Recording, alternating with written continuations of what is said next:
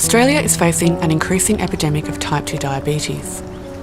There are now approximately 1 million people living with diabetes and around 100,000 new diagnoses each year. Obesity is thought to be the primary cause of type 2 diabetes in people who are genetically predisposed. In part 1, we explained how inflammation in type 2 diabetes destroys the pancreas tissue and dramatically decreases insulin production. Here we describe the insulin receptor in type 2 diabetes. What we have discovered is the molecular detail of how the hormone insulin binds to its so-called receptor protein on the surface of a cell and instructs that cell to take up glucose from the blood and to store it as an energy source. The receptor itself actually spans the cell membrane, so it has a part outside, a part inside, and insulin binds to the part that is outside. Insulin is a small molecule whose structure was determined a long time ago in 1969, but it's been unknown how it interacts with the receptor, and that is what we have discovered. And its interaction I've characterized as a molecular handshake as the two proteins dock together. When insulin binds to the outside parts of the receptor, it brings the two halves of the receptor together, and at the same time, the two parts inside of the cell unwind and make contact.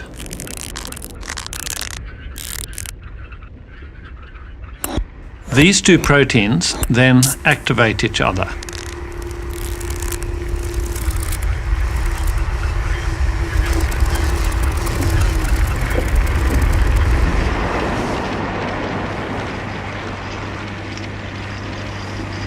This activation allows the insulin signal to enter the cell.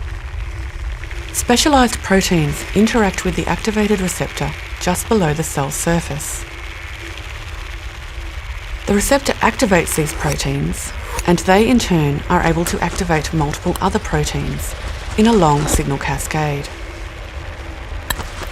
This complex signalling process eventually tells the cell to take up glucose for use as an energy source. The long signal cascade allows tight control of the signalling process, as it can be turned on or off at many different points along the way. In type 2 diabetes, we believe insulin binds to its receptor normally, but the signal is not sent into the cell and the signal cascade does not develop. This is known as insulin resistance. This means that glucose cannot enter the cell and blood glucose remains high. Over time, high glucose levels damage many different organs. Insulin, as you know, has been used to treat diabetes for a very long time. But all of those formulations and types of insulin that have been used in the diabetes context have been designed and formulated without any knowledge of the way in which insulin actually interacts with the receptor.